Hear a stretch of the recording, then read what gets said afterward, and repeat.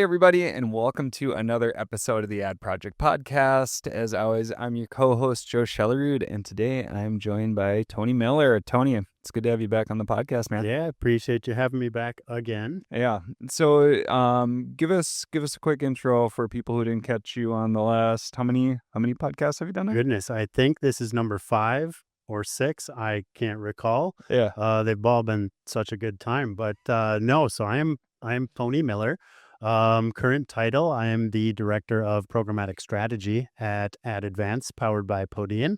Been here for goodness 5.5 years or so. Got started with the account management role, handling sponsored ads in the good old days before sponsor brand video, sponsor display was brand new. But over the last 3 to 4 years, really gravitated towards the programmatic world. Yeah. Amazon's DSP is incredibly fascinating to me. So here we are. Yeah. And as Tony said too, so we'll jump into the episode in a second, but some big news for us. So we have become part of the Podean family. So for those who aren't familiar with Podean, large global agency, able to work through all the different markets. And what got us super excited about joining them is just like, we're able to bring all of the retail media side to the business, but really tap into all the other key pieces and scopes of work that they offer. So whether it's, on the creative side, product detail page side, inventory, expanding into other markets, all the other channels that they are able to support.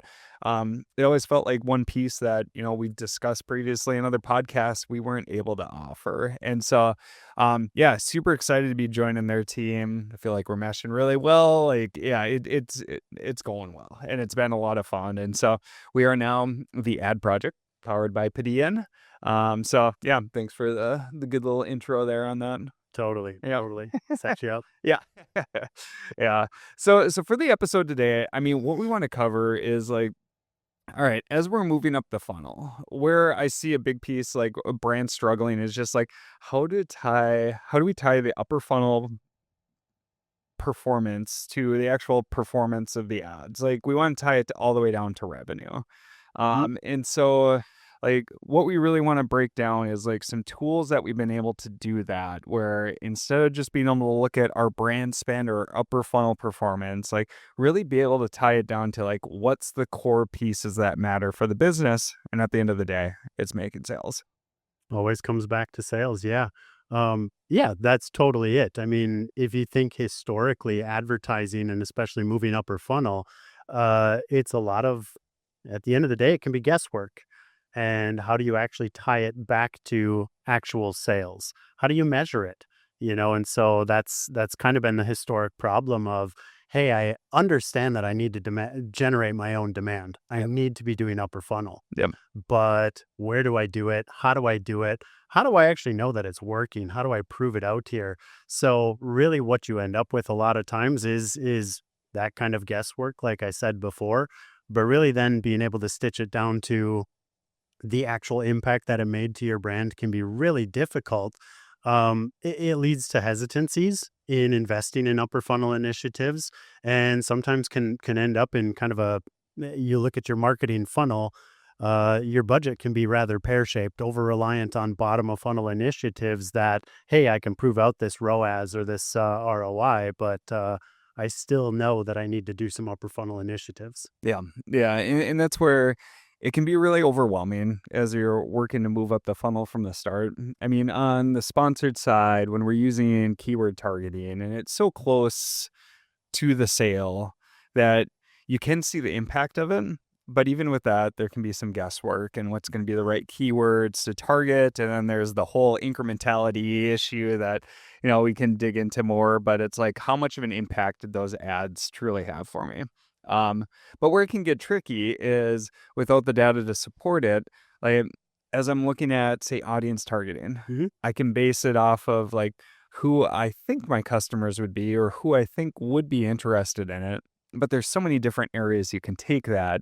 There's so many different pre-built audiences within these different platforms, like who's exactly included here? Like, do they look like the typical customer that I'm picturing in my mind that would be interested? And so it can just lead to this, like, there's so many different ways you can go about it there's so many different decisions that you need to make. And with upper funnel too, it's really easy to spend a lot of money really quickly too.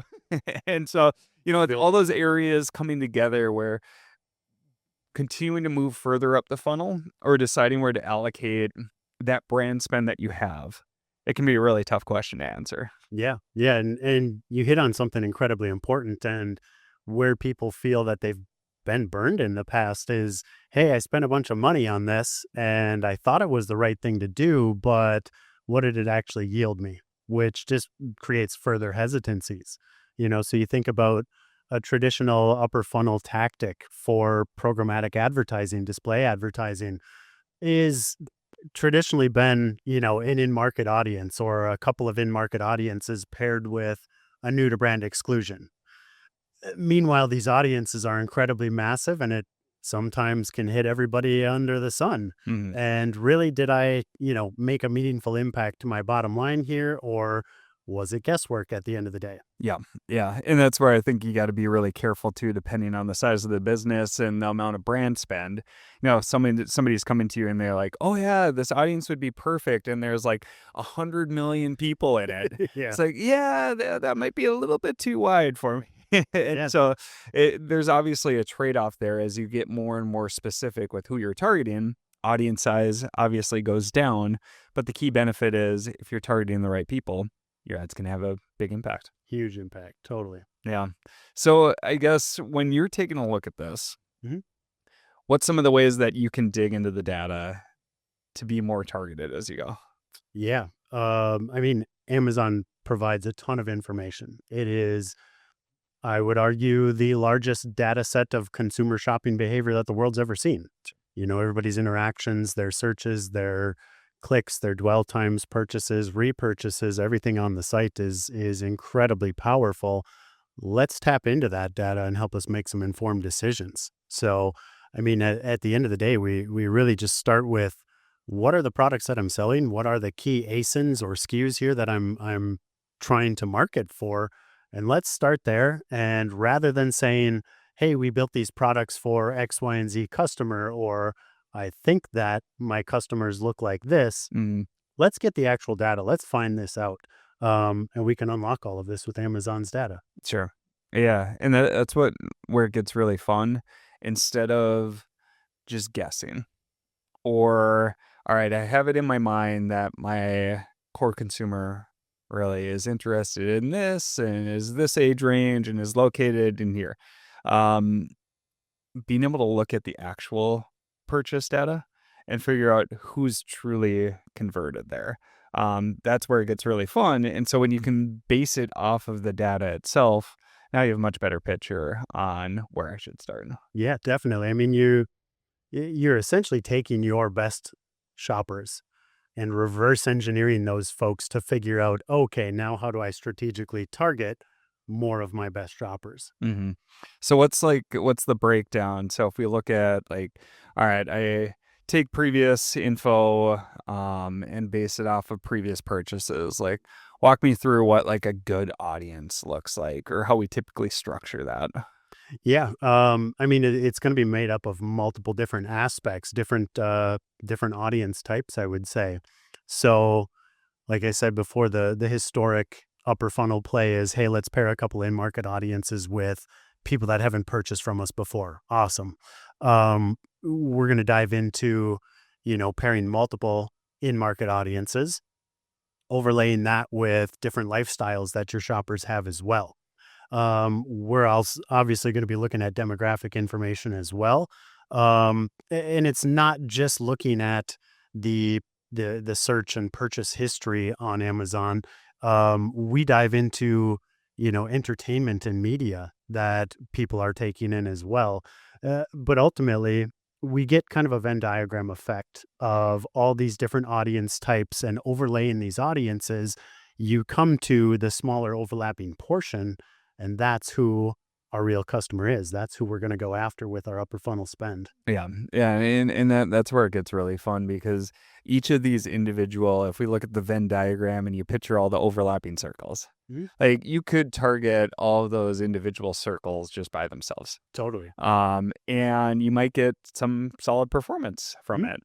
But where it gets fun is if you can find these different areas where it's like, okay, when I tie in this one, that one, and that one, like all of a sudden I've got people who are so interested in my products, who the ads really just resonate, and that's why they do well. And so that's where it gets really fun, where you can get very specific and at Mhm. the same time not getting to an audience where it's only, a super small amount of people. Right. Couple hundred Right. folks or Yeah, yeah, and so it's always that balance, like, you can get uber specific, but at the same time, like, just the audience base that is available, just, again, from the largest data set in history or one of them, yeah, it's pretty incredible what you can do there. totally. Yeah. Totally. Yeah. I think, even beyond that. So I guess kind of getting into this, we build avatars. We analyze our clients' best shoppers, all of the data that's available. And what we output are our clients' avatars. Eh, there's not just an avatar, so to speak. Like, this is my one profile for my brand. I think what's really cool about the audience capabilities that we have, the access to data that we have, is we're able to put together multiple personas. So it gets, incredibly targeted, smaller audiences to there's kind of a sliding scale of size and relevancy. So we can pair appropriate budgets with the appropriate audience size, looking for good relevancy, and still reach a very leaned in audience, a very targeted upper funnel audience at the end of the day, Mhm. based on budget as well. And it's going to be incremental, where we can say, hey, we've tapped out this audience that is perhaps a little bit smaller. We've got the next layer, if you will, to unlock after that. Mhm. So uh, there's not just one profile, there's not just one grouping of audiences. There's an infinite number of audience combinations. I think we run, 1,500 some odd different audience combinations when we're talking about avatars to really find the sweet spot of relevancy versus size, to help best fit our clients' budgets. Mhm. Yeah, yeah, and that's where, if you plot this out on the X and the Y axis, you can see the relevancy versus size. When you get super relevant, sometimes you'll get smaller size, but there's Totally. there's other areas where you can find this really good breakdown where it's like, "Oh, sweet. That's actually a really big audience. Super relevant too." Um, can just lead into a lot of opportunity. And that's what's really fun is you start to tap into these audiences and then we're already basing this off of purchase information. So we're starting at a really good point. And then from there, you can continue to fine tune and see, okay, is this now working as I try to extrapolate going forward? Because I'm using previous purchase data and now I'm trying to find people like that. And there's still the confirmation on is this working or not. But when we're basing it off of history and actual actions, Mhm. actual purchases, hit rate's been pretty solid on how these perform. Yeah, definitely. It's taking that guesswork, making it more deterministic. Mhm. We're not sitting here thinking, oh, these are the people who might buy our products. No, these are the people who do buy your product. That's where we're putting your ad dollars. Yeah, yeah, and what's fun too is even outside of the advertising side, Mhm. just having these breakdowns can really open your eyes too as you're developing products and looking to market it too. Because it may highlight different avatars that we haven't even considered before. Mhm. I've seen many brands who they'll focus on one core avatar and then don't consider all these ancillary ones, where you wouldn't have expected it, but Right. it's like, once you see it, then it's like, "Oh, okay, I guess that makes sense." Like, I wouldn't have gone out of my way to, like, show them ads right away, but now when I see the combination, it's like, "Huh, okay, that's pretty cool." Mhm. And so, it's cool to see when you can just kinda open people's minds too on, like, "Alright, I know we're really focused on this type of avatar, but there's these other ones who are completely underserved too, and let's make sure that we're getting our products in front of them." Totally. And I think, you're kind of hitting at something that brings to mind for me, anyways, more than just advertising. Maybe this is helping to then inform content, the creative side of things. Hey, we've got this awesome audience that we want to target. Like you said, maybe my images or my detail page has been built for this one subset of shoppers, but I actually want to go and target this different avatar, this different audience who doesn't look like the normal people that we thought. Mm. Cool. Now we can pair this powerful audience with the right creative and get in front of those people. A heck of a lot more powerful to me. Yeah, yeah, and that's like, since we've combined with Podean, we now have the resources to help on product detail pages and creatives and all that other stuff too. And with these avatars, you can now go through the product detail page and it's like, okay, I'm going to view it from this avatar's lens. Does everything speak to that person? All right, now I'm going to view it from this other lens too. And it's one of the downsides of the product detail page is you just have one that's shown to everybody. Totally. But there's different areas where you can kind of build it out, and it's like, okay, is this directly speaking to this avatar and this avatar and this avatar? And maybe there's ways to optimize it without losing ground on how you've spoken to those other groups. And so it gets to be like when you can take this holistic viewpoint, it's not just the ad side, like you're saying. First, just being able to define who's purchasing from us, super valuable. Mhm. Now, if I can make sure that my product is really speaking to all those folks, great. And now let's use ads to try to find more people just like that. Totally. Yeah. It's a winning formula. Yeah. Yeah. So I guess we've done that. Like, how's it worked? Phenomenally. Yeah. If I had to summarize in one word. I mean, we've been utilizing different iterations of this for, a few years at this point, but just over the last year, we've seen some incredible wins, primarily coming out of Q4.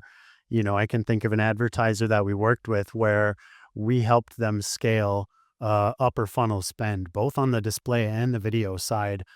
And we saw some really impressive results where if I had to really try to summarize the experience, it's like we're collapsing the funnel. Mm. We're taking these upper funnel initiatives, getting in front of new to brand shoppers, and the campaign metrics are performing more like mid-level metrics. Mm-hmm. Granted, this is paired with high purchase season, in Q4, it's holiday. Yeah.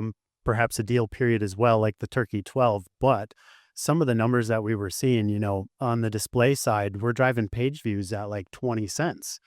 Even from video, driving page views sub $1 in certain instances too. So it's incredibly efficient at driving. Well, I guess first off, getting in front of the right shoppers. Yeah. Second, getting those shoppers to consider your product and ultimately convert.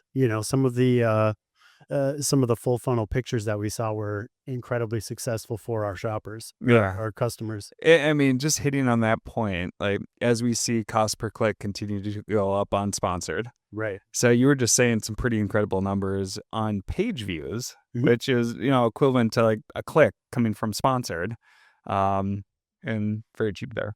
Yeah. CPCs, especially Q4, they can be ridiculously competitive. We're coming off the tail end of, New Year, New Me, where we see the same thing in the supplement world as well. But yeah, once you're having conversations with your clients and saying, hey, look at how efficient we can drive traffic here from a programmatic side of things.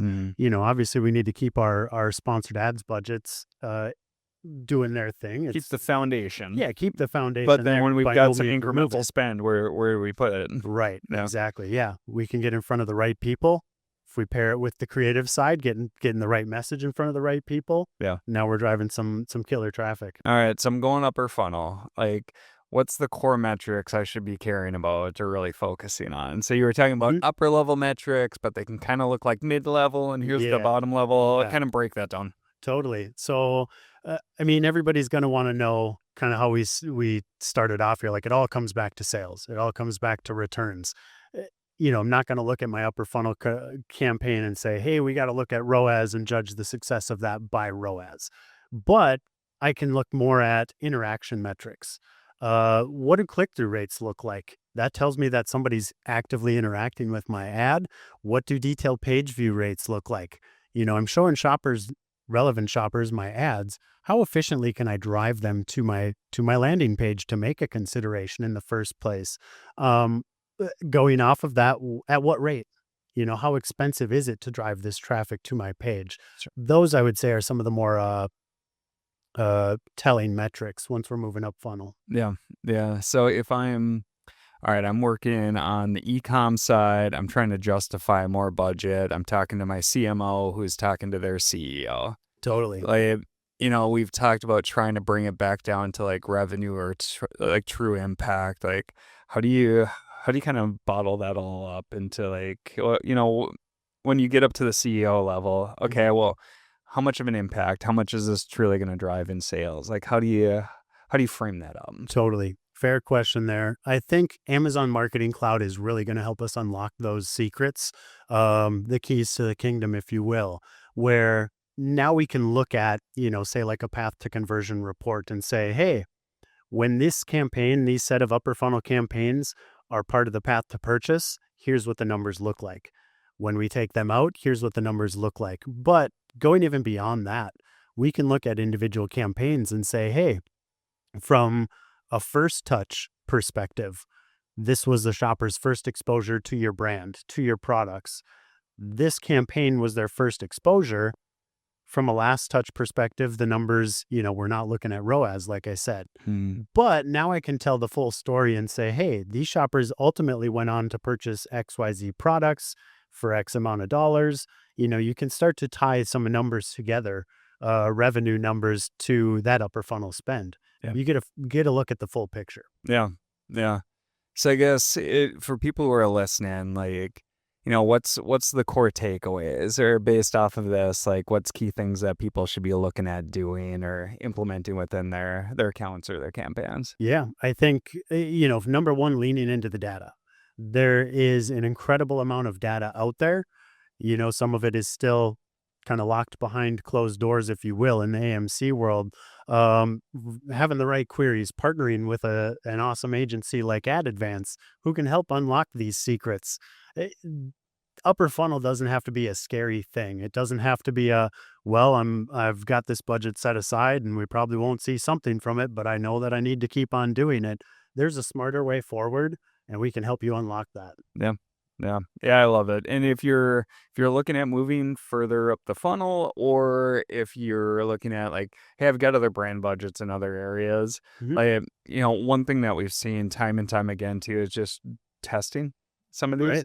And from the results that we've seen, plus the visibility on the actual impact that these ads have, we see a lot more budget continue to rotate into the retail media side, and so it's been a key driver for us to just, it's very transparent on like what the true impact is, which sometimes isn't the full case as you go further up the funnel. Totally. And it's continued to drive more and more brand growth. So, another suggestion, if you're like, I don't know, do a small test, see how it goes. I think you're probably going to be pretty impressed with the performance.